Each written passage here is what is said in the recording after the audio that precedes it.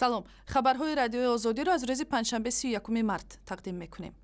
додгоҳи шаҳри Душанбе баррасии қазияи куштори ходимони коммисарияти низомиро то анҷоми санҷиши шикояти шиканҷа шудани гумонбарон ба таъхир андохт. гумонбарон умеҷони амрохон ва 5 нафар аз ҳамроҳонаш шикоят карданд, ки дар ҷараёни бозпурсиҳо маъмурони полис онҳоро латукуб ва шиканҷа карданд, то ки дар куштори 2 ва захмӣ кардани боз 2 корманди дигари комиссарият иқрор шаванд. модари умеҷони амрохон, муттаҳами аслӣ дар куштори ходимони комиссарият, аз мақомот хост, ки фарзандашро шиканҷа накунанду аз рӯи қонун қазияро баррасӣ кунанд. умед дорам, ки як адолатпешагӣ мешавад. майлаш комиссарияти ҳарбӣ худро муаррифӣ накарда бошадам, лекин кормандони ҳифзи ҳуқуқ аз шумо илтимос мекунам, ҳамчун модар муроҷиат менамоям, ки шиканҷаро нисбати фарзандони халқ раво набинед. ҳодиса субҳи 7 ноябри соли 2015 дар кӯчаи деҳотии шаҳри Душанбе рух дод. гурӯҳе аз ҷавонҳо бо кормандони комиссарияти ҳарбии ноҳияи Сино, лейтенанти калон Темурхон Эгамбердиев, майор Пӯлод Мирзоев, прапорщик Ҳамза Насибов ва ронандаи ҳамин комиссарият Рустам Саадуллоев вориди муноқиша шуда онҳоро бо корд маҷрӯҳ карданд ва аз маҳалли ҳодиса фирор карданд. Пӯлод Мирзоев ва Ҳамза Насибов бар асари захмҳои бардоштаашон ҷон доданд ва 2 нафари дигар дар бемористон бистарӣ шуданд. дар навбати худ ҷониби ҷабрдида ҳам аз додгоҳ баррасии одилонаи ин қазияро тақозо мекунад. вакилони палатаи поёнии парлумони Тоҷикистон ба лоиҳаи қонун дар бораи матбуоти даврӣ иловаҳо ворид намуданд, ки тибқи он фаъолияти расонаҳои хабарӣ танҳо бар асоси ҳалномаи суд қатъ карда мешавад, дар сурати аз ҷониби васоити ахбор риоя нагардидани муқаррароти қонунгузории Тоҷикистон, додситонӣ дар бораи бартараф намудани қонунвайронкуниҳо амри хаттӣ фиристода муҳлати барқарор намудани онҳоро муқаррар мекунад. олимҷон Салимзода, раиси кумитаи маҷлиси намояндагон оид ба корҳои байналмилалӣ, иттиҳодияҳои ҷамъиятӣ ва иттилоот гуфт, мувофиқи дархости созмонҳои журналистӣ дар Тоҷикистон аз лоиҳа як банди марбут ба меъёрҳои одоби журналистӣ бардошта шуд.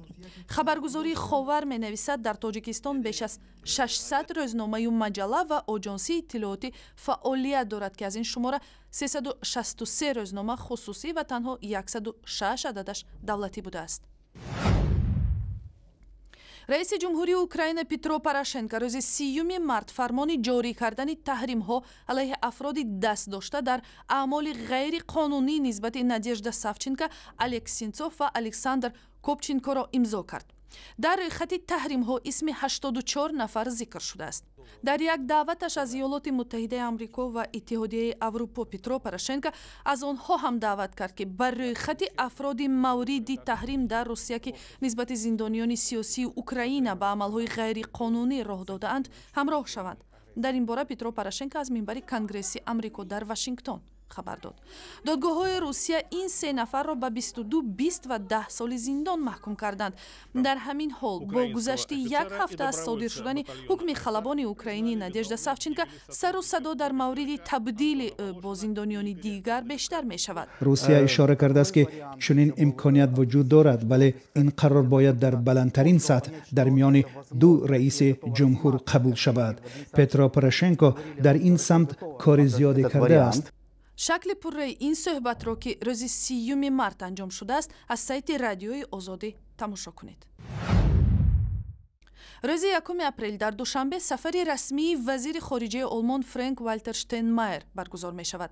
дар ҷараёни ин сафар раҳбари сиёсати хориҷии олмон бо президент Эмомалӣ Раҳмон, вазири хориҷия Сироҷиддин Аслов ва намояндагони ҷомеаи шаҳрвандӣ мулоқот мекунад. ҳамзамон дар Душанбе баргузории ҳамоиши форуми иқтисодии Тоҷикистону Олмон низ дар назар аст. вазорати хориҷияи Тоҷикистон мегӯяд, Франк-Вальтер Штейнмайер ба ҳайси раиси давраи Созмони амнияту ҳамкории Аврупо низ аз ин кишвар боздид мекунад. вазири хориҷияи Олмон дар чаҳорчӯби яксафари минтақавии худ ба Осиёи Миёна баъди боздидаш аз Ӯзбекистону Қирғизистон вориди Душанбе мешавад. дар Тошканд ӯ аз мақомоти Ӯзбекистон даъват кард, ки ба самти беҳбуди вазъи ҳуқуқи инсон ҳаракат кунанд. мақомоти расмии Тоҷикистон Олмонро як шарики муҳими ин кишвар дар қораи Аврупо мешиносанд ва мегӯянд, ки Берлин танҳо дар 14 соли охир ба Тоҷикистон ба маблағи қариб 250 миллион евро кӯмакҳои билоиваз расонидааст, вале ҳамоно имконоти ин бузургтарин иқтисоди қораи Аврупо зиёд истифода нашудааст. ва дар обу ҳавои Душанбе ҳам рӯзи панҷшанбе таҳаввулоте мушоҳида шуд. Нисфи рӯзи 31 март дар шаҳри Душанбе боди тунде вазид, ки бар асари он шохҳои бархе аз дарахтон шикастанд. Сипас жолаи сахт борид ва баргу гулҳои дарахтонро ба замин резонд. аз манотиқи мухталифи шаҳри Душанбе корбарони сайти радиои озодӣ дар бораи рух додани ҳамчунин ҳодисаи табиӣ хабар доданд.